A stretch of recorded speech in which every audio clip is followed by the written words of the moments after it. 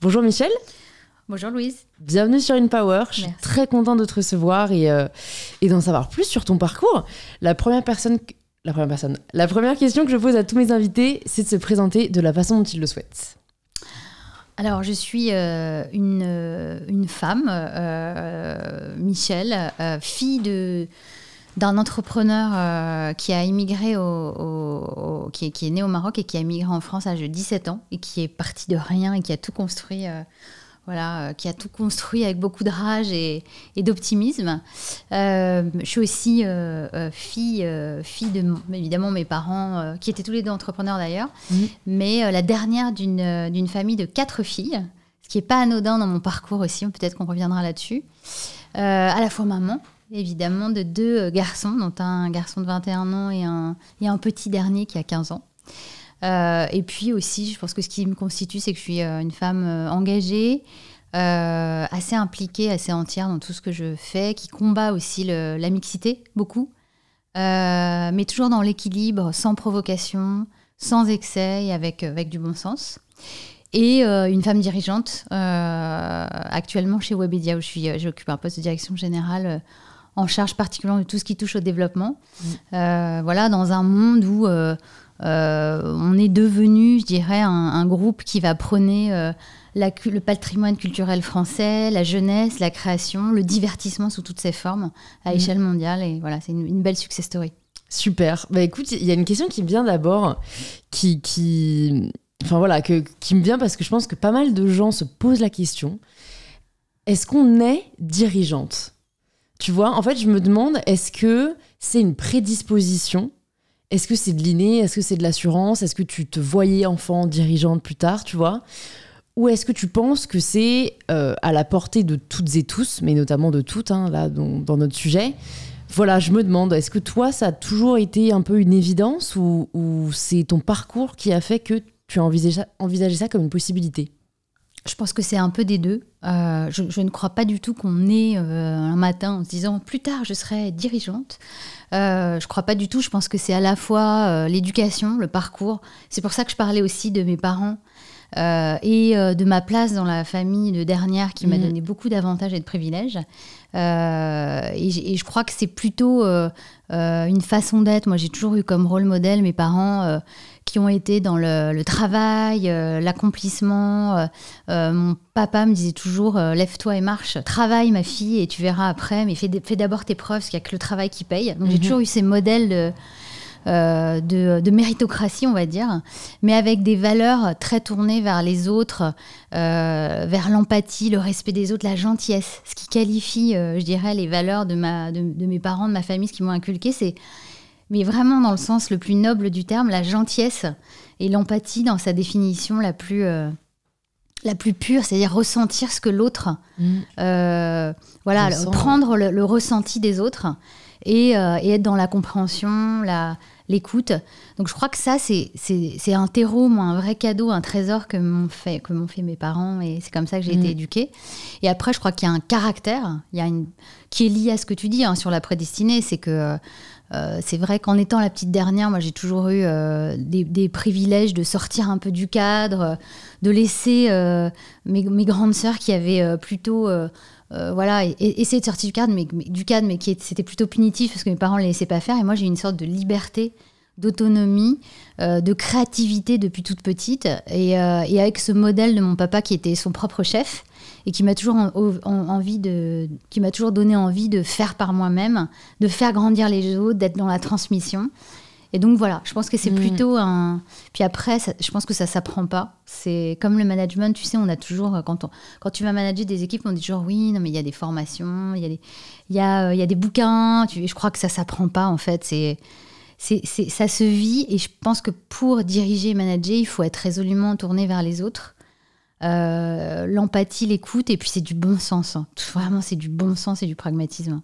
Et d'un autre côté, alors je dirige pas, tu vois, 10 000 équipes, mais d'un autre côté, je me dis, si on est trop tourné vers les autres, on peut peut-être tomber dans le piège, justement, du essayer de satisfaire tout le monde et peut-être être trop dans l'empathie. Alors que le rôle de dirigeant, c'est aussi vraiment savoir prendre des décisions difficiles, savoir donner un cap. Comment tu as fait, si jamais tu l'as pas appris, entre guillemets, tu vois, dans les bouquins, pour devenir une meilleure dirigeante ou pour toi être satisfait du travail que tu fais au quotidien? Déjà, tu as raison, parce qu'en fait, c'est vraiment... travailler sur ces deux jambes, à la fois l'empathie, la motivation, donner la vision aux équipes, et puis en même temps parfois il faut souvent prendre des décisions et des arbitrages qui sont difficiles. Et à la question que tu poses, j'ai envie de dire déjà, si tu vois, manager des gens, c'est les aimer. C'est vrai. Moi, c'est ce que je me dis tous les jours, c'est comme les enfants. Je fais un peu le parallèle, et pour autant, ça peut être ingrat. Souvent, tu vois, on va pas forcément se mettre dans ton costume, parce qu'à la fin, c'est toi qui prends les décisions. Et donc, je pense qu'en fait, c'est ce double curseur qui fait que si tes équipes sentent que tu es dans la compréhension, que tu vas les faire grandir, que tu es dans un contrat où tu donnes, sans forcément attendre de recevoir. C'est exactement la même image qu'avec des enfants. Tu veux dire, tu élèves tes enfants, tu les aimes, mais tu t'attends pas toujours qu'ils te disent merci, merci, merci, parce que sinon tu risques d'être très, très déçu. Je sais pas si t'as pas encore maman, mais tu verras, on se rappellera, et si je peux te donner quelques conseils, je le ferai volontiers. Mais donc voilà, la vie en entreprise, c'est pareil, c'est que tu donnes, tu fais grandir, tu leur donnes le sentiment que demain, ils pourront être les successeurs, parce que je pense que moi, je suis pas du tout dans un management qui consiste à avoir des rivalités partout. Au contraire, moi, je donne ma place demain matin, j'ai aucun problème.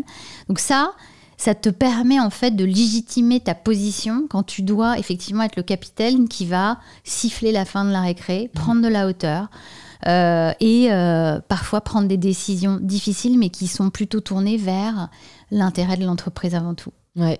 Super. On va revenir un peu sur ton enfance-adolescence avant de revenir à ce rôle de dirigeante. Je me demandais, ils étaient entrepreneurs dans quel domaine, tes parents? Mon papa il a travaillé pendant 15 ans au Figaro et au Monde, donc il était journaliste. Ouais. Et puis il est devenu typographe, donc il avait son imprimerie, donc il travaillait pour pas mal de journaux à l'époque. Et donc il a très très vite été indépendant, parce qu'il était beaucoup trop créatif, hors scope. Parfois beaucoup trop indépendant, il rentrait pas dans le cadre, et donc voilà, il a tout de suite voulu être très exactement. Et toi, du coup, tu t'es pas dit de par ce modèle-là, moi aussi je vais monter ma structure, être indépendante, parce que je crois, si j'ai bien suivi ton parcours, t'es entrée directement dans le salariat. Je sais pas si Yahoo était ta première boîte, mais Figaro. D'accord, C'était mon premier job. Tu peux nous raconter alors ce qui t'a poussé à prendre cette voie-là? Alors complètement par hasard, parce que j'étais pas prédestinée à ça. En fait, moi, je voulais être plutôt un univers qui n'a rien à voir. Je voulais être styliste. Je suis toujours été très attirée par l'artisanat, le fer, l'architecture. Bon, donc le fait est, tu vois, l'influence d'être quatrième avec des grandes sœurs. Mes sœurs me disaient, mais non, mais jamais de la vie, tu trouveras jamais de job. Faut que tu sois médecin, avocat ou expert comptable. Tu vois, c'était ça ma prédestinée. C'est tes sœurs qui t'ont dit ça? Ouais. Parce que normalement, c'est plutôt la génération dessus qui nous rabâche un peu ça. Ouais, mais en fait, mes sœurs, moi, je suis vraiment la petite dernière. J'ai un écart, j'ai une sœur, j'ai 20 ans d'écart avec ma plus grande sœur. Mes parents m'ont eu assez tard. Et donc, j'étais toujours sous l'emprise de mes sœurs, qui me voyaient très créative, à faire de la danse, de la musique, à être fascinée par le design. Et elle me disait, non, mais attends, non, tu fais fausse route. Et donc, moi, je voulais ni être médecin, ni avocat, ni expert comptable. C'était hors de question. Et donc, j'ai plutôt fait un cursus de marketing, de gestion, marketing, un DESS à la Sorbonne, puis un master à Dauphine. Donc, j'étais plutôt prédestinée à faire du business. Et en fait, je suis sortie de mon cursus en voulant le sacro-saint, le rêve inaccessible, c'était de trouver un job plutôt dans l'univers de l'alimentaire, du FMCG, parce que ce sont les rois du marketing, et d'être chef de produit chez Procter & Gamble. Ça, c'était le Graal. C'était ce que j'avais appris en fait dans le fameux Mercator, tu sais, avec les 4P, ce qu'on t'apprenait à la fac. Et en fait, j'ai lamentablement échoué.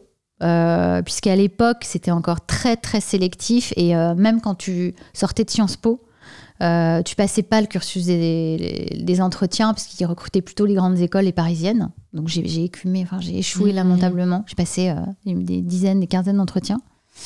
Puis en fait, j'avais pas de job et j'ai une copine qui était avec laquelle j'avais fait ma thèse à la Sorbonne qui m'a dit regarde, il y a un job de commercial au Figaro, ils recrutent des chefs de publicité juniors, vas-y. Et en fait, j'ai vraiment été à contre-cœur, pour tout te dire. Et comme j'avais ce modèle de mon papa qui me disait il faut que tu travailles, il faut que tu rentres dans la vie active, tu te formeras, puis après tu verras, si ça te plaît pas, tu feras autre chose. J'y suis allée, je suis tombée dans le monde des médias complètement par hasard. Et là, tout a commencé. Et j'ai été recrutée jeune chef de pub. Et puis, très vite, 4 ans après, j'ai intégré Prisma. À l'époque, Prisma Media, quand Axel Gantz avait racheté VSD, tu vois, c'était vraiment les prémices du vendredi, samedi, dimanche. Et donc, relancement de VSD, toujours dans des jobs de développement et de business. Puis, j'ai monté des échelons chez Prisma et ensuite à l'Express. Donc, j'ai toujours travaillé dans des grands médias. Et puis, tu vois, c'est intéressant ce que tu dis en préambule, parce que tu dis, oui, mais comment on devient dirigeante, le management. En fait, c'est très, très, je dirais, très caractéristique de la France. En fait, moi, on ne me permettait pas d'évoluer tant que j'avais pas managé d'équipe. Tu vois, tu pouvais pas, et c'est très très français. C'est-à-dire que dans les échelons, si t'as jamais managé, tu dis oui, mais tu peux pas devenir leader ou dirigeante si t'as pas au moins managé de grosses équipes. Alors que moi, je suis complètement contre ce genre de préconçu parce que je pense qu'on peut être un très bon dirigeant. Certes, il faut évidemment manager beaucoup de monde, mais moi, je suis beaucoup plus à l'aise avec des organisations matricielles un peu à l'américaine où en fait t'as des doubles reporting un peu partout, c'est très matriciel, et t'es plutôt en gestion de projet où le collectif compte plus que tout, plutôt que la hiérarchie. Et je pense que c'est la vision des temps modernes. Néanmoins, il fallait que je passe par ces étapes managériales. Donc j'ai commencé avec des plus petites équipes, d'abord éditeur, puis ensuite je suis arrivée, j'ai intégré la structure Art de Vivre du pôle Express Expansion qui venait de racheter des titres de déco. Et puis là, tout a commencé. Et je pense que la vraie rupture, c'est quand j'ai intégré Yahoo, effectivement, pour y créer un studio de création, un studio de production. À l'époque où on était seuls, c'est quand même fou, mais ça va pas me rajeunir. C'était 2007, c'est ça ? Ouais, donc il n'y avait ni Facebook, c'est complètement fou de se dire ça, parce que c'était il n'y a pas si longtemps. Mais on était les seuls, et c'était l'époque, je ne sais pas si tu as connu cette époque incroyable, où on s'informait via les portails. Tu avais MSN, Orange, Yahoo. MSN, voilà, tu avais MSN avec, j'imagine, Messenger, qui était l'application star de l'époque. Exactement, on avait BBM et MSN. Et MSN, voilà. Et en fait, c'est là que j'ai créé vraiment une rupture, où d'abord, j'ai changé de cap, j'ai intégré une boîte américaine, où là, j'ai mis de côté toutes mes croyances du passé, voilà, où j'ai vraiment...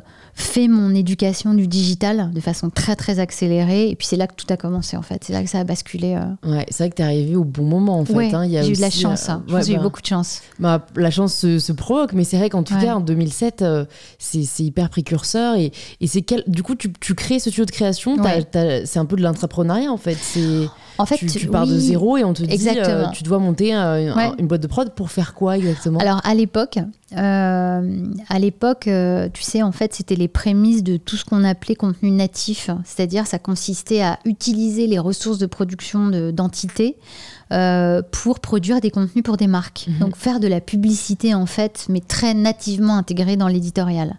Donc, ça consistait en cela. À l'époque, on avait pas mal de produits communautaires comme le Mail, Yahoo Sport, Yahoo Lifestyle, Yahoo Actualité. Flickr, qui était une application justement autour de la photo, autour de en fait une communauté de photographes professionnels. Et donc tout l'enjeu, c'était d'attirer des marques pour à la fois utiliser nos produits, mais à leur bénéfice.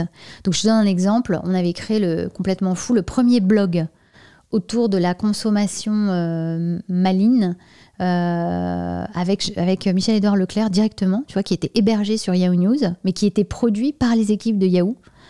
Et tout l'avantage, c'était que ce blog était mis en avant sur la homepage de Yahoo. Donc pour Leclerc, au lieu d'investir dans de l'acquisition ou de la publicité classique, en fait, via le référencement naturel, il avait une audience organique très très structurante, tu vois, très très puissante. Et c'était assez marrant parce qu'à l'époque, on avait écrit ce blog avec Marlène Schiappa. D'accord. Donc, qui à l'époque avait un blog autour de Maman Travail. Je sais pas si tu t'en souviens. Moi j'étais très jeune, je suis en 97, donc je ne lisais pas le blog de Marlène Schiappa. Mais je savais qu'elle en avait un et ça en effet... Et première personnalité politique à être issue du monde. Et on en a fait, en fait, c'était assez précurseur, un blog autour de la consommation responsable, le pouvoir d'achat, qui étaient vraiment les combats de Michel Hauder-Leclerc. Et puis, en fait, ça a été un magnifique tremplin puisque ça a très très bien fonctionné. Et ensuite, on a travaillé avec les plus grandes marques du marché autour de ces contenus natifs. Donc, ça a été mes premiers pas dans la production. Et dans le digital, si je puis dire, et en plus dans une entreprise mondiale, internationale. J'avais travaillé jusqu'alors dans des boîtes plutôt françaises. Et alors, qu'est-ce qui fait que tu switches? Toi aussi, je crois que tu pars chez M6. Je me demande toujours ce qui fait que dans les parcours, on a envie d'autre chose, ou alors tu vois, est-ce que il y a des choses qui te satisfaisaient plus, est-ce que c'était plus des envies d'ailleurs Alors je vais te dire, en t'entendant parler, ça résonne beaucoup en moi, en l'occurrence ce que tu disais sur l'entrepreneuriat. En fait, je pense, j'espère qu'un jour, je montrerai, j'investirai aussi et je montrerai pourquoi pas ma propre structure. Mais en fait, ce qui m'a fait partir, c'est que ce qui m'a attiré chez Yahoo, c'est ce côté entrepreneurial et familial, c'est l'agilité, c'est on te donne des ailes. Alors bien sûr, ça reste évidemment très cadré, mais on te donne des moyens, des ailes et pour te développer. Donc tu es vraiment dans une hyper accélération, une agilité. Bon, le jour où j'ai plus eu ça, pour des changements de CEO successifs, le fait qu'ils ont, du coup, tout est devenu hyper centralisé. Et tu avais très peu de pouvoir en local et aux régions. Et donc, j'étais plus heureuse. Et en fait, comme je suis assez entière, j'ai décidé de partir. Après 7 ans, en plus, c'était aussi une évolution. Et toujours très attirée par l'univers de la production, je me suis dit que la télé, c'était aussi, l'endroit où il fallait être, où j'allais apprendre. Et j'y allais en plus pour monter une structure digitale, pour accélérer justement la transformation du groupe et travailler, créer des passerelles avec toutes les structures de production audiovisuelle. Donc c'était plutôt un projet très enthousiasmant et entrepreneurial puisque je partais de rien. Je créais une équipe d'une dizaine de personnes avec une nouvelle structure, des nouvelles ambitions. Enfin, on partait d'une page blanche.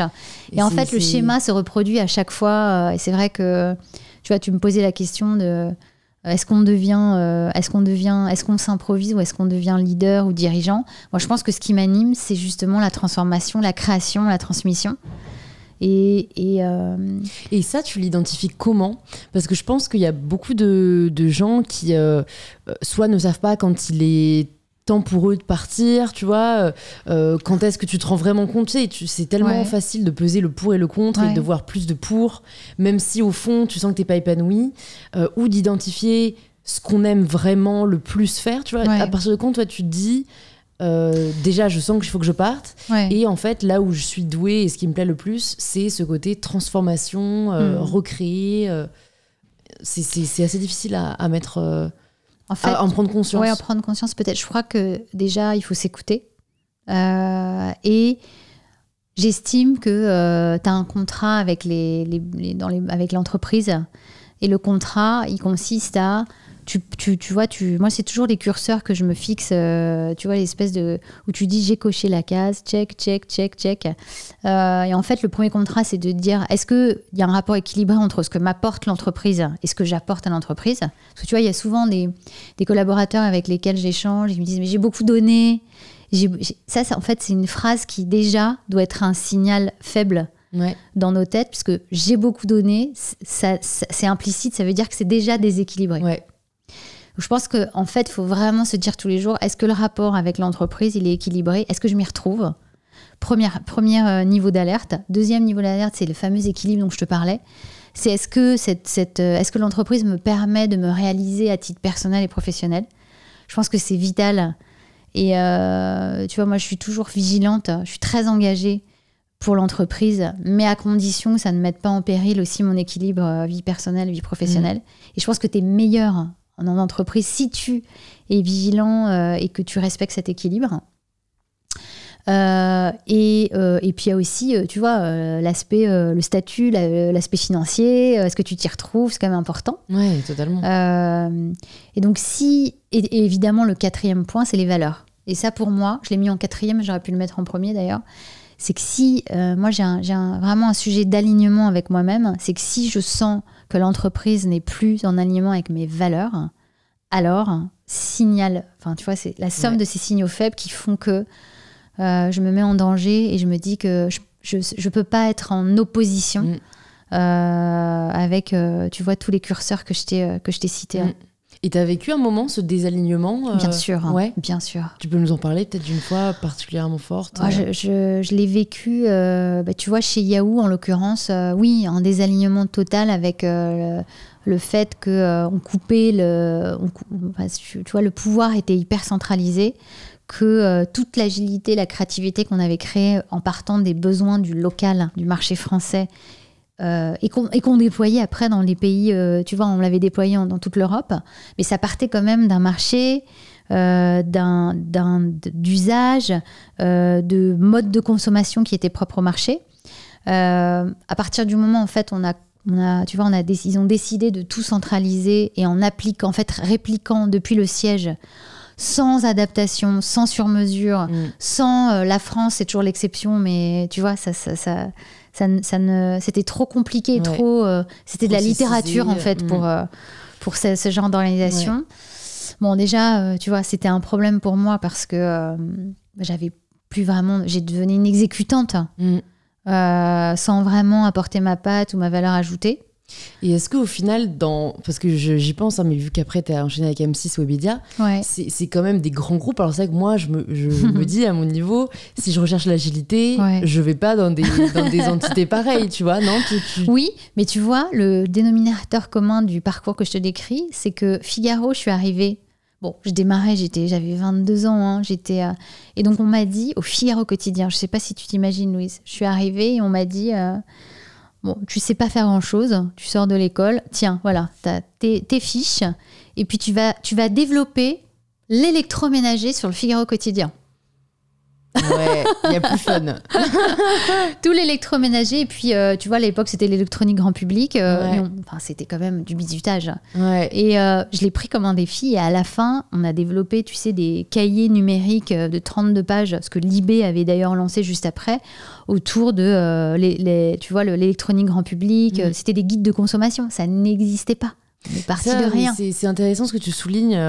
Et peut-être tu peux me dire, est-ce que c'est juste le fait de le prendre comme un défi qui a permis, tu vois, parce que j'entendais ça à un moment, je crois que c'est mon ami Jonathan Lehmann qui me disait ça, que en fait, tout peut être un jeu si on choisit de le voir comme tel. Exactement. Et il parlait de la compta. Et donc, ça me parle particulièrement, tu vois, mais alors à date, je n'ai pas réussi à en faire un jeu. C'est que vraiment, à un moment, je me suis dit, bon, allez, Louise, allez, ce matin, ça va être fun. Tu vas faire un petit bilan. tu vas rassembler, tu as toutes tes factures et tout, mais ça ne marche pas. Ouais. Donc, tu vois, comment, en effet, des tâches un peu plus rébarbatives, mais qui sont nécessaires, on peut réussir à ne pas les subir, mais plutôt... en effet, les voir comme un défi. Est-ce qu'on se dit, ok, je pense que ça revient un peu à ce que tu disais, c'est se connaître, quoi. Est-ce que nous, ce qui nous fait kiffer, c'est je sais pas, simplifier. Et à ce moment-là, on se dit, ok, bah super, je vais créer un nouveau dossier où je vais mettre toutes les dates. Enfin, je sais pas, on va essayer de faire en sorte de simplifier l'outil.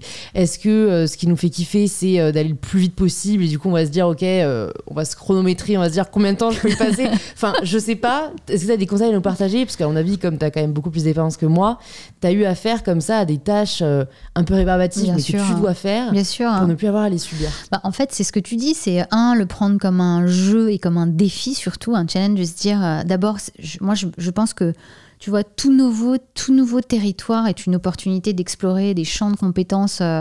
Puis après, on a tous nos points forts, nos points faibles. Moi, il y a des choses que je déteste faire. Mais je me dis, à la fin de la journée, je le prends vraiment comme, tu vois, un point d'étape où je me dis, j'ai détesté faire ça, mais j'ai appris. Et c'est le dépassement de soi, tu vois, c'est des valeurs autour du dépassement de soi. Le prendre comme un jeu, et à la fin, moi, ce qui me motive, c'est de partir de rien, encore une fois, tu vois, de dire, ok, vous m'avez bizuté en me donnant ce défi, demain, on va devenir le leader dans l'électronique grand public et on va référencer toutes les plus grandes marques du marché. Vous verrez, on y arrivera. Donc, tu es portée par la croissance. La croissance, et autour de ça, moi, j'ai appris la fabrication, j'ai visité les imprimeries, je savais même pas comment... Tu vois, est-ce que tu imagines comment on imprime des journaux aujourd'hui ? Je l'imagine un peu parce que du coup on a imprimé mon livre, mais des journaux, un quotidien, tu vois, 400 000 exemplaires, qui doit arriver tous les matins. C'est assez étonnant. Donc tu te dis, tu vas à Roissy, puis tu as des petits robots, tout est automatisé. Enfin, c'est assez drôle. La fabrication, le fait de, tu vois, même à l'époque, j'avais aucune notion financière de combien coûte, ne serait-ce qu'un feuillet. Donc tu te dis à la fin, il y a tout à apprendre. Tu as toujours un truc, tu as toujours quelque chose à en tirer qui pourra te servir après. En fait, c'est toujours, tu sais, le tips qui te dit, bon, je sais pas trop quand, comment, mais je le prends pour moi, personne ne pourra me le retirer et je sais que je le mets dans un tiroir, un jour je le sortirai et je saurai faire. Et donc c'est pour ça que, tu vois, finalement, à la fin... faut se dire un peu, on recherche à avoir le plus de tiroirs en nous exactement, possible. Le plus de tiroirs. Et puis, tu sais pas, un jour, tu te dis que, voilà, la compta, c'est vrai que c'est rébarbatif, mais qui sait puis tu es autonome. C'est sûr. Et ça, c'est un premier point. Et deuxième point, tu sais, tu me posais la question de qu'est-ce qui fait un leader. Moi, j'ai une croyance assez ancrée en moi. C'est que... En fait, c'est d'être ancré dans la terre. Ancré dans la terre. Encore une fois, je reviens à l'éducation, à mes parents et à mes valeurs. Mais moi, je respecte beaucoup les leaders qui ont franchi toutes les étapes. Et je me dis toujours, moi, demain, si mon équipe me lâche, je sais que je suis capable de faire et d'accomplir toutes les tâches, ne serait-ce que les outils. Je connais tous les métiers à peu près de toutes les équipes. Donc, je pourrais le faire à leur place. Et tu vois, pas assez de temps, mais... Non, mais je pourrais... Non, bien sûr, je pourrais le faire à leur place. Donc, ça rejoint toujours, tu sais, l'empathie et la compréhension du problème de l'autre. Comme j'ai été à leur place, je connais leurs difficultés. Et demain, je fais pas partie des dirigeants où, en fait, je fais comme eux. Je suis dans l'action, je fais, je connais leur mission, je connais leurs difficultés. Et demain, je pourrais tout à fait, tu vois, dans la chaîne de valeur... accomplir tout au long d'une journée, utiliser des outils et accomplir des tâches qui a priori sont hors de mon scope aujourd'hui. Et tu vois, ça rejoint toujours les mêmes histoires. C'est ce sujet d'être encore une fois très pragmatique, d'être dans l'action, d'être dans le faire, dans la compréhension des métiers des uns et des autres. Et finalement, c'est ce qui mène à un statut de dirigeant. Et c'est pour ça que tu es respecté. Parce qu'en fait, tu as la légitimité parce qu'on te croit, on sait que tu as fait. Et c'est très vrai. Tu vois, tu me disais que tu étais née en 97, c'est ça ? Et ça, en fait, cette croyance-là, elle est fondamentale quand tu travailles avec des jeunes. Tu vois, chez Webedia, la moyenne d'âge, elle est de moins de 30 ans. Et donc, t'es pas du tout dans un modèle hiérarchique. C'est pas parce que tu vois, t'es gradée ou top dirigeante qu'on va, tu vois, t'écouter ou... Le respect ça marche pas du tout comme ça. Et c'est pas du tout les mêmes codes. Et justement, avant d'arriver sur Webedia, peut-être juste, est-ce que tu peux nous dire de ces années chez M6, qu'est-ce que tu en retires ? Avec le recul, qu'est-ce que tu penses avoir appris là-bas ? Voilà, les tiroirs que tu peux désormais tirer en mode OK. Déjà, tout ce qui touche au monde de la production audiovisuelle, les métiers de chargé de production, de monteur, c'était assez inconnu jusqu'à présent en étant chez Yahoo qui était vraiment un pure player du digital. Alors, il se trouve que chez M6, c'est une boîte incroyable, mais très codée et avec des modèles pour le coup très hiérarchiques. Et donc, ce que j'ai appris à mes dépens d'ailleurs, c'est assez paradoxal ce que je vais te dire, c'est à la fois rester à sa place. Et ça... Est-ce que c'est bien de le savoir ? Alors moi, c'est ma génération et peut-être mon côté un peu rebelle, mais pour moi, il n'y a pas de place. Enfin, je sais pas... je pensais comme toi avant, mais comme je me suis pris pas mal de déconvenues et de difficultés qui m'ont d'ailleurs poussée à partir, je pense que ce qui m'a joué des tours, c'est que je ne suis pas restée à ma place. D'accord. Et donc, quelle était ta place ? ma place, elle était déjà d'accomplir la mission qui m'avait été confiée, c'est-à-dire, tu vois, recruter la meilleure équipe, créer une nouvelle offre disruptive sur le marché, mettre de la rondeur et de l'humilité pour comprendre déjà les métiers et pas se positionner comme, tu vois, le digital arrive dans sa transformation, puis on va, tu vois, un peu la revanche de la télé, ça c'était une erreur, je pense. Parce qu'il faut rester humble et être dans l'observation. Et pour répondre à ta question, je pense que quand je suis arrivée chez M6, toujours, tu sais, dans cette quête de gravir les échelons rapidement, tu vois, d'avoir ce leadership, d'essayer de rassembler un maximum d'équipes, je pense que je l'ai fait trop vite et que j'aurais dû être dans mon village gaulois, tu vois, d'abord structurer, produire, montrer que ça marche avant de clamer haut et fort qu'on allait être la meilleure structure, tu vois, avec autant de moyens. C'est là où je pense que je ne suis pas restée à ma place. Et en même temps, si tu veux, la complexité, c'est qu'il faut parfois être un peu schizophrène. Le fait de... Je pense que j'aurais dû aussi, comme j'arrivais, j'y suis restée 2 ans, hein, mais qu'on ne me connaissait pas, on ne savait pas forcément ce que j'avais fait avant, je connaissais peu les managers. Je pense que j'aurais dû peut-être, tu vois, tout en étant humble et dans l'observation, peut-être faire un peu plus de bruit et m'imposer sur mon passé, sur ce que je savais faire. Et ça, au quotidien, ça a été très difficile. Et ça, tu l'observes aussi chez tes homologues masculins ou pas? Parce que je me permets de rebondir dessus. Pas du tout, mais pas du tout. Pas du tout. Et t'en avais conscience avant de vivre ces expériences-là? Pas autant. Ok. Pas autant. Non, parce qu'en fait, d'abord, c'était un univers très masculin.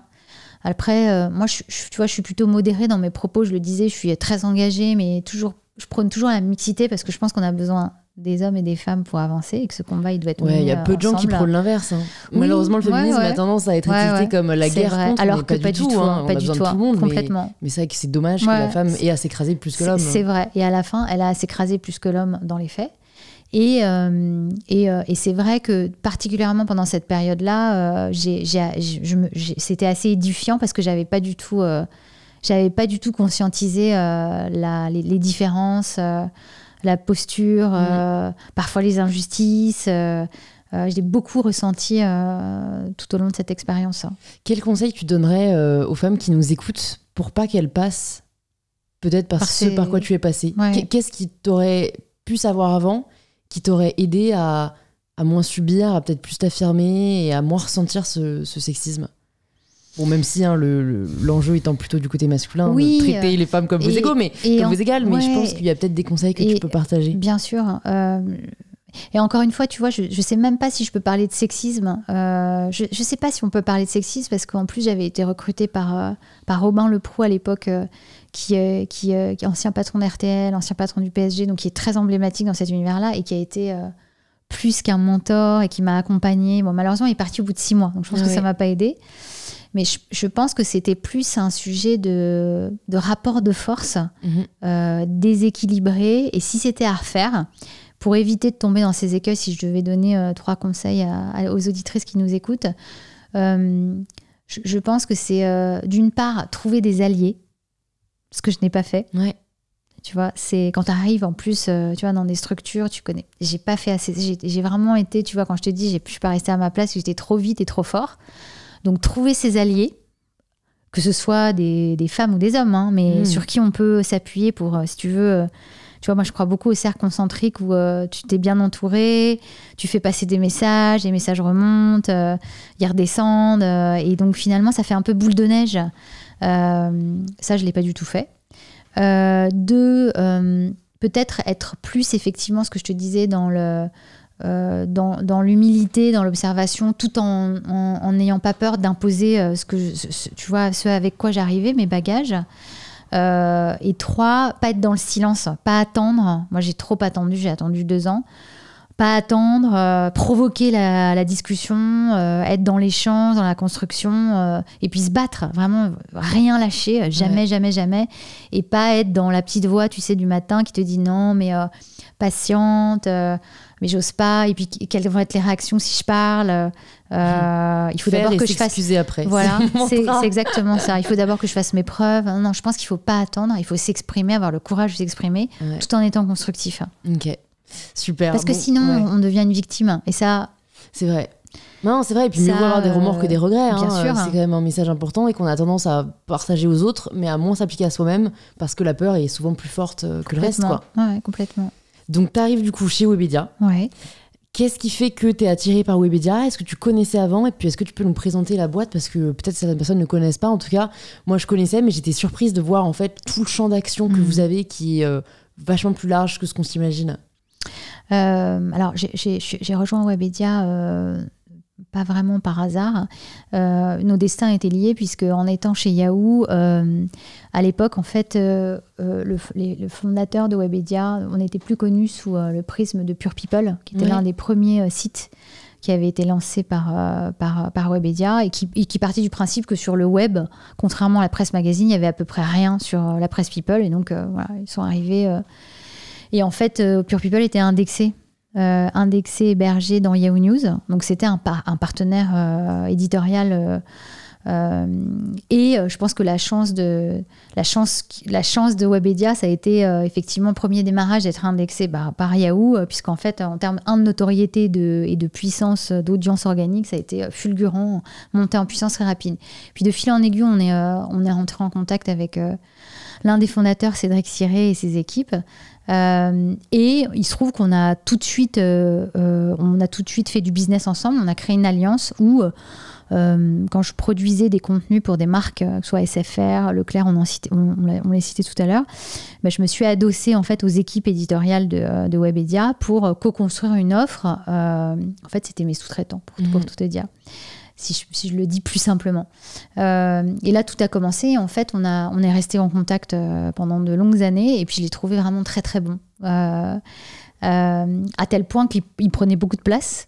Et à la fin, en étant chez M6, il y a une opportunité. Je me suis dit, il vaut mieux rejoindre ses ennemis plutôt que de les voir se développer en face. Et c'était à l'époque où Marc Ladré de la Charrière, via Fimalac, a fait l'acquisition de Webedia.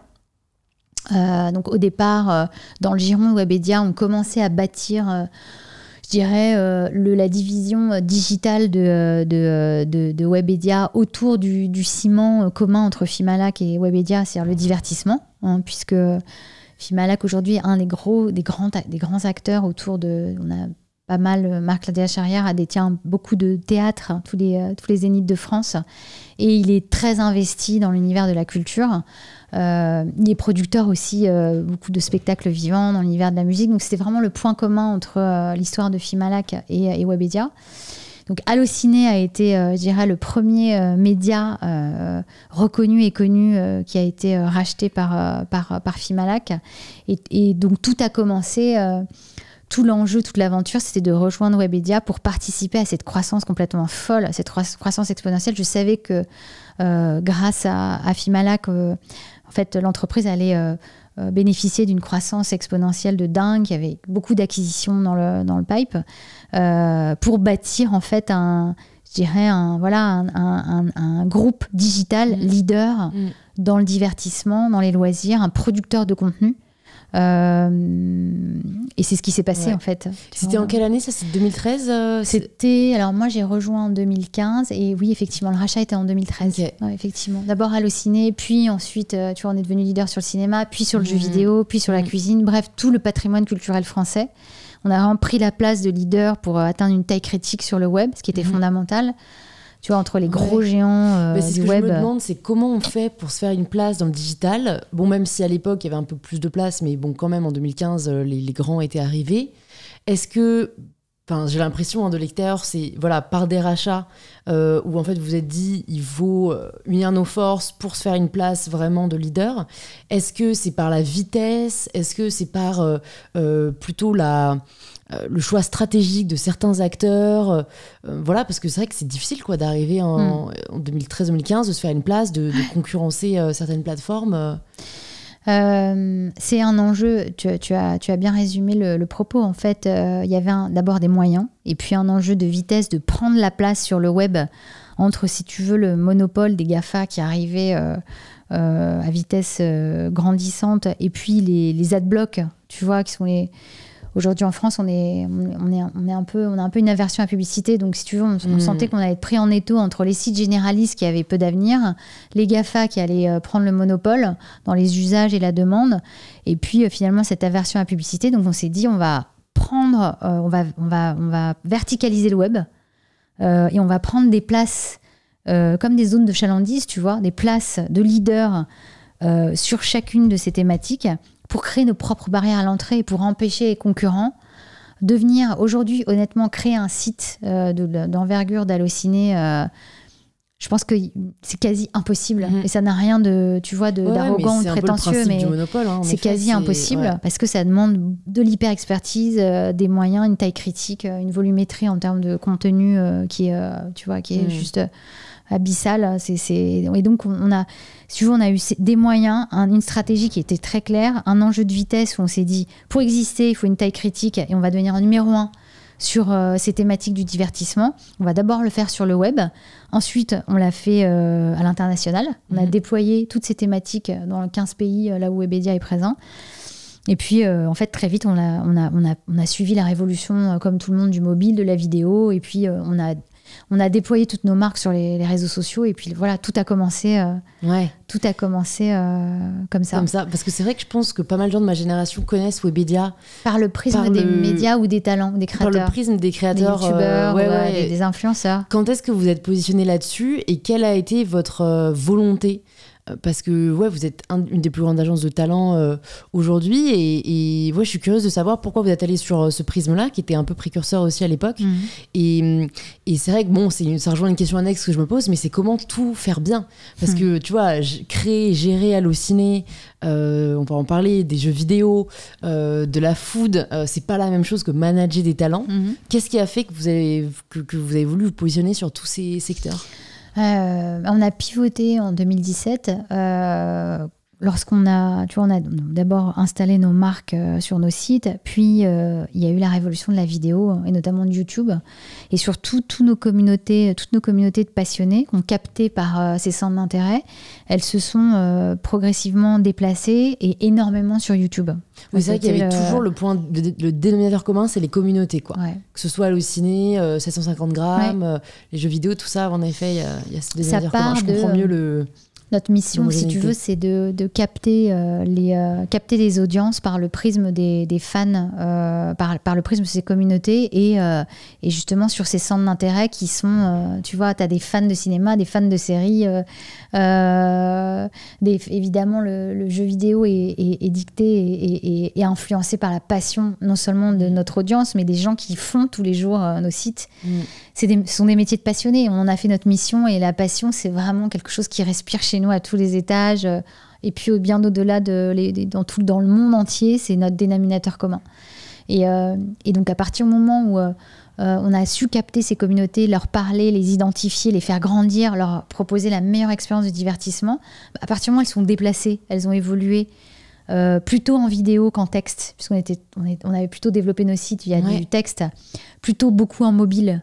Et puis au travers d'une grammaire qu'on ne connaissait pas, qui était la grammaire YouTube, via ces nouveaux incarnants, ces nouveaux jeunes qui dans leur chambre se produisaient. Tu vois, c'est le début des pionniers, les Cyprien, Norman, Natou, tous ces grands créateurs qui ont vraiment inventé une nouvelle grammaire qui s'adressait aux jeunes.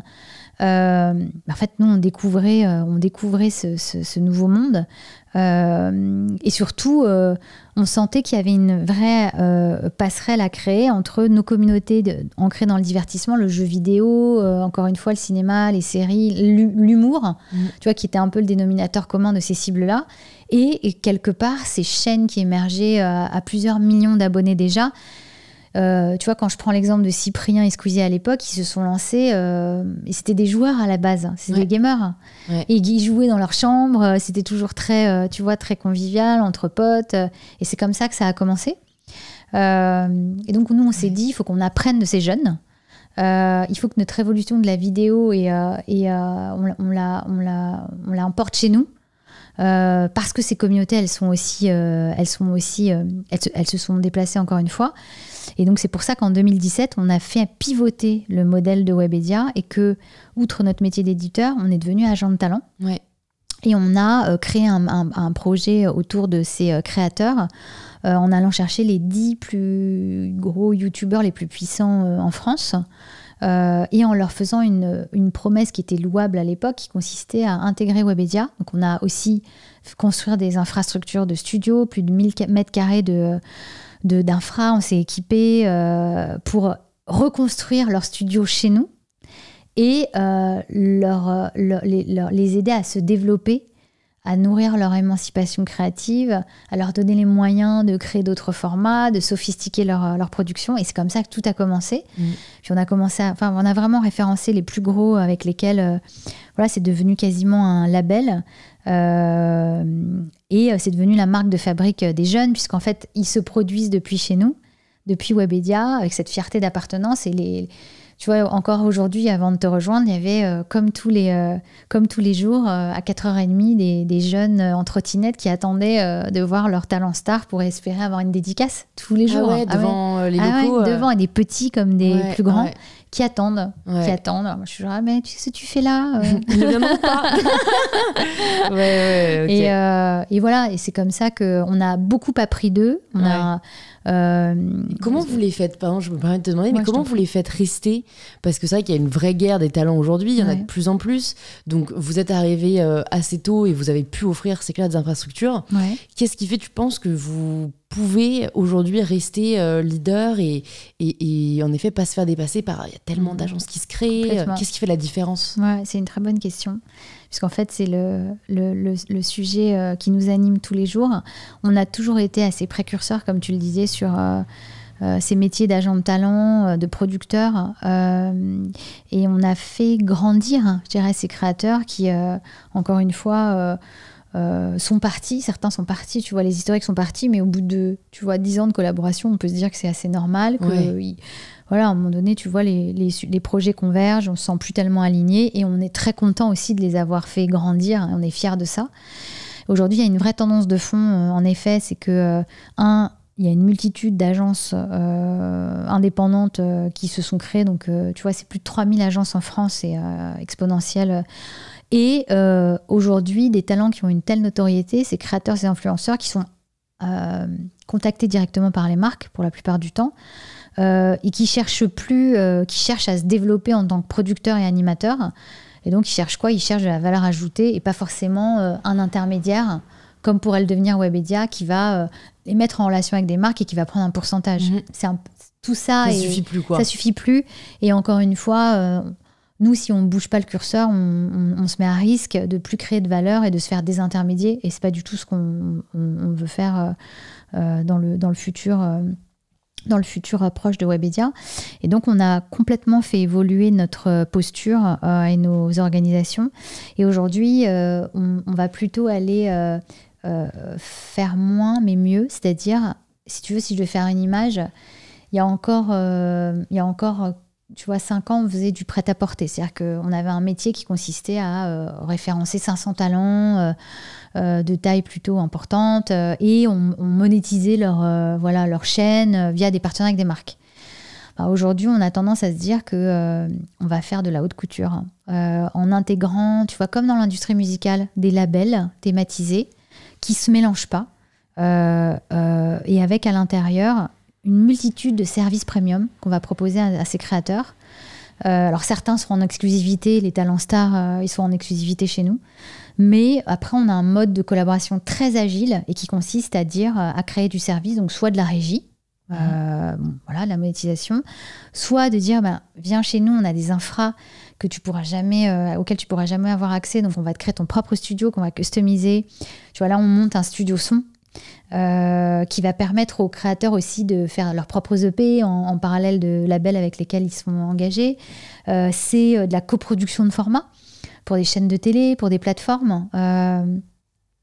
C'est du merchandising, pourquoi pas, tu vois, demain des NFT, les accompagner dans le futur, le Web 3, tu vois, le Web 3 qui est déjà aujourd'hui avec les métaverses, c'est créer du podcast, leur donner accès à nous, les relations qu'on a avec les plateformes, parce que tu vois, on est aujourd'hui premier producteur de shows sur Snapchat en France en Discover, via à la fois nos marques, nos médias et nos talents. Et ça leur permet de gagner du temps et à la fin de créer en fait une petite société qu'on va développer à 360 avec plein de sources de revenus et plein de sources de création de valeur. Et pour nous, c'est ça le futur. Tu vois, et on est en train de s'organiser par thématique. Donc, tu vas avoir des labels culture urbaine, des labels gaming, des labels dédiés à l'automobile, au sport extrême, etc. Donc, tu vois, multi-thématisé. Et puis se dire que finalement, on crée des mini-entreprises avec eux où ils sont intéressés et la valeur commune, la création de valeur commune, elle est bien plus importante que monétiser leur chaîne ou leur apporter des marques. Comment est-ce que vous faites, au-delà des talents, pour rester au niveau dans un monde où les médias changent et évoluent constamment?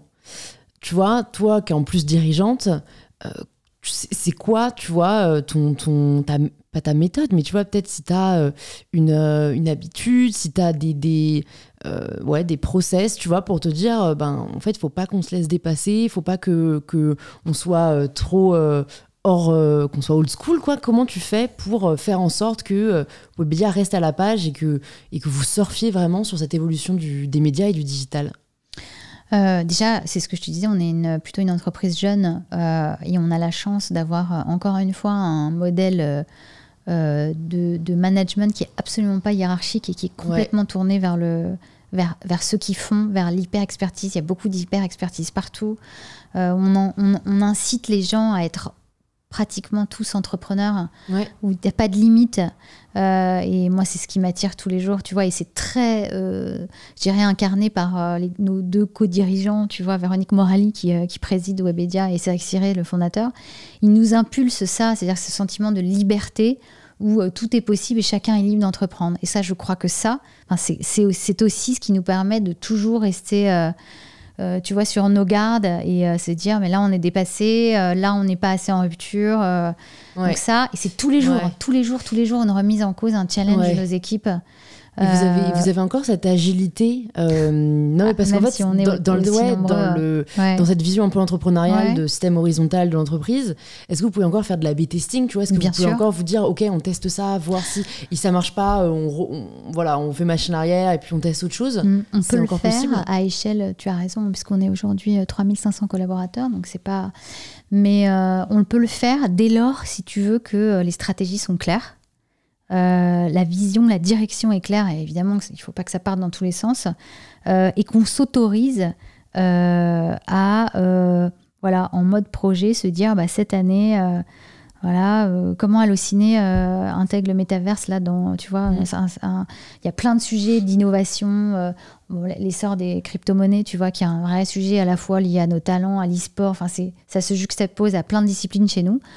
Le live shopping qui est aussi, tu vois, alors on n'est pas encore au niveau de l'Asie, mais c'est un sujet qui est en train d'exploser, et ça fait appel à la production, à des incarnants, des talents, tu vois, à plein, je dirais, de savoir-faire qu'on a chez Webedia. Et donc, pour répondre à ta question, c'est si le cap est bon, chacun sait ce qu'il a à faire, les directions et les objectifs sont clairs, alors il est vital de se dire, on a pressenti qu'il y avait entre les effets de mode, si tu veux, c'est ça, c'est la plus grosse difficulté, c'est est-ce que c'est un effet de mode? Et donc Clubhouse qui est retombé aussi vite qu'il est arrivé, quoi. Voilà. Et ça, l'écueil, il faut éviter, parce que tu vois, tous les effets de mode qu'on a vu passer, où les équipes nous disaient mais pourquoi on n'est pas comme eux, et pourquoi on fait pas comme eux, on a résisté parce qu'on savait que derrière il n'y avait pas de modèle. Mais comment tu sais ça? Parce que tu creuses, et puis c'est toujours pareil, tu sais, c'est la règle qu'on se fixe, créer du contenu, c'est facile, c'est accessible à tous. Tu es créatrice de contenu, on l'est. Enfin, tu vois, TikTok, demain, n'importe qui peut être créateur de contenu. Bon, après, d'accord, créer du contenu. Créer du contenu qui génère de l'audience, déjà, c'est plus compliqué. Ensuite, créer du contenu qui génère de l'audience que tu hyper distribues partout. C'est-à-dire avoir l'agilité de dire un même contenu, ce qu'on est en train de la conversation qu'on a aujourd'hui, comment tu l'adaptes au contenant. C'est-à-dire que tu vois aujourd'hui, tu as Snapchat, TikTok, Twitter, Twitch, tu as autant de plateformes que de guidelines pour être éligible à ces plateformes. Donc déjà, il faut quand même, tu vois. Et le dernier élément, c'est la monétisation. Donc à la fin de la journée, toujours pareil, la checklist, produire un contenu qui marche, qui génère de l'audience organique, qui est déployable facilement, le plus distribué largement possible, et qu'en plus, elle est monétisable. Derrière, tu veux que je te dise, là, les filtres sont tellement efficaces que t'es factuel et rationnel pour dire ça, on va passer notre chemin. Ouais. Et toi, pour toi, c'est indispensable d'être distribuable justement partout, comme tu dis. Indispensable. Pour toi, ouais. Tu crois pas aux créateurs qui sont que sur YouTube ou que sur Twitch ou... C'est pas que ce n'est pas que je dis crois pas, mais aujourd'hui notre métier de demain, si je devais résumer dans la projection de Webedia, on est une plateforme de distribution de contenu de divertissement. Donc à échelle mondiale. Ouais, vous avez vocation à distribuer autant de plateformes. Partout, ouais. Tu vois, tu prends un trailer, il peut être à la fois un trailer, il peut être à la fois que ce soit un jeu vidéo ou un film, il peut être sur Allociné, sur JV, jeuxvideo.com, puis ensuite distribué sur les chaînes YouTube, Twitch, Facebook, enfin toutes les plateformes dans lesquelles on est distribué, mais potentiellement, tu vois... être transformé via de la co-création de formats ou être, je dirais, incarné par un influenceur cinéma qui va aussi être le porte-parole de Allociné, créer une émission Allociné sur le stream sur notre chaîne Twitch des jeunes. Enfin, tu vois, c'est la créativité au service et ça, c'est vrai pour tout ce qu'on fait. Pour tout ce qu'on fait, Jamie Gourmaud, ce qu'on fait sur l'éducation, un même contenu. Il est aujourd'hui en podcast original sur Dijami, qui sont des questions adressées aux petits, tu vois, aux enfants. Il est sur tous les réseaux sociaux de Jamie. Il est dans des bouquins qui viennent de sortir, des petits fascicules pour, tu vois, qui est un peu Monsieur Madame chez Nathan. Il est, tu vois, il est demain. C'est une émission de télé, une quotidienne sur France 5 tous les jours, qui s'appelle C'est Jamie, donc il voyage. Ouais. Et pour nous, le futur, c'est effectivement l'hyper-distribution. Ouais, j'allais te demander le futur des médias, c'était ma dernière question par rapport à ces sujets-là. C'est ça, c'est des groupes qui émergeront, c'est des groupes qui sont en capacité de s'adapter, de se démultiplier, quel que soit le canal, d'être hyper-distribué le plus largement possible. Ok. Bon, bah, écoute, merci. C'était hyper... j'ai l'impression d'avoir un super cours accéléré sur l'avenir des médias et la réalité des médias aujourd'hui. J'ai quelques petites dernières questions pour toi, un peu plus perso. Si il y avait une ressource que tu pouvais conseiller aux personnes qui nous écoutent, que ce soit un livre, un film, un podcast, qu'est-ce que tu aurais envie de conseiller ?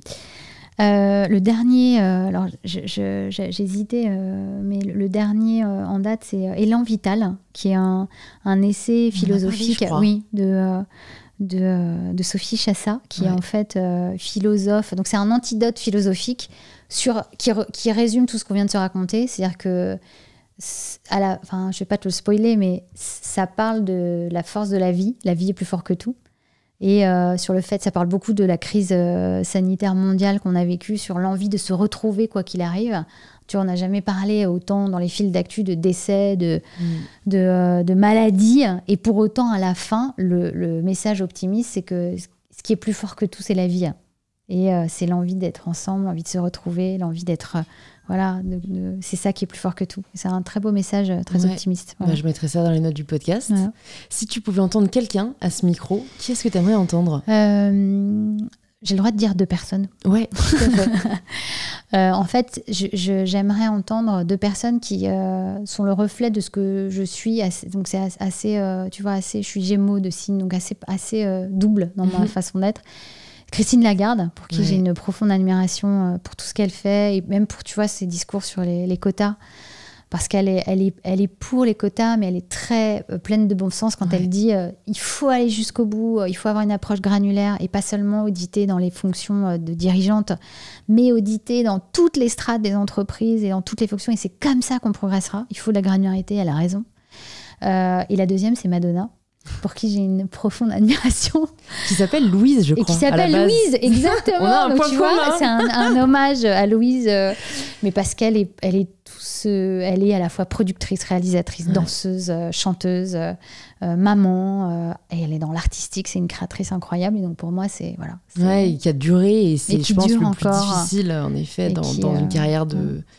En fait, elle a, j'allais dire de chanteuse, mais elle a eu tellement de métiers. Tellement de métiers, puis surtout ce côté un peu, tu vois. À la fois, et encore une fois, créatrice, productrice, réalisatrice, interprète. C'est, voilà, mais c'est marrant parce que tu vois, les femmes, ça se sait moins.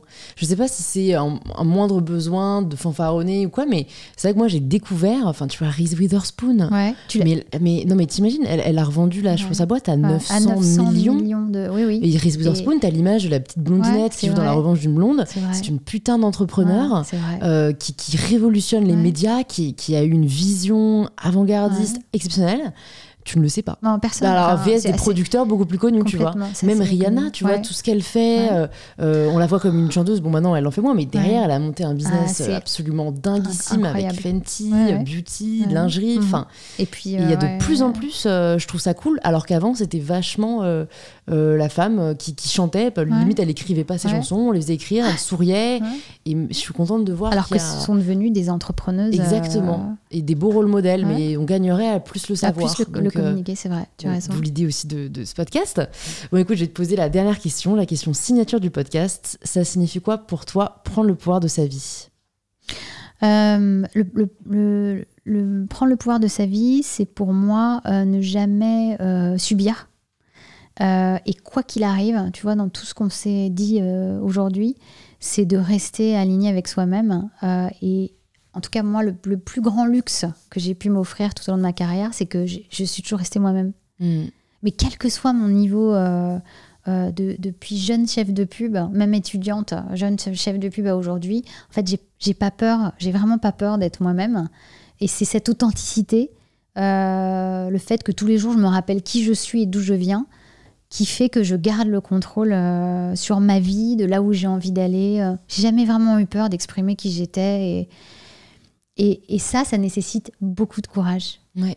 Parce qu'il y a plein de situations, y compris avec tes équipes, où tu vois, t'es N+1, où tu te retrouves dans une situation où tu es confronté, où tu dois dire la vérité. Et parfois, ça n'est pas forcément l'avantage de l'entreprise, ou ton patron ou ta patronne. Mais moi, j'ai toujours dit la vérité. Et donc ça, c'est ce qui m'a permis de ne pas subir. Et après, le deuxième point très important, c'est mon équilibre personnel. Et je pense que je ne serais jamais arrivée là où je suis sans ma famille, sans mes sœurs, sans mes enfants, sans mon mari qui a été d'une aide absolue et qui m'a toujours soutenue. Je pense que je n'y serais pas arrivée. Parce que c'est trop dur, beaucoup trop dur au quotidien. Trop dur. Merci pour ta sincérité qui se ressent aussi dans cet épisode. Pour les personnes qui veulent en savoir plus sur toi, est-ce que tu veux qu'on les redirige sur ton Insta, sur ton LinkedIn Bien sûr, sur mon LinkedIn, c'est un très bon moyen de pouvoir me joindre. Communiquer. Super, je mettrai ça dans les notes du podcast et j'espère à très vite. Merci beaucoup, Louise.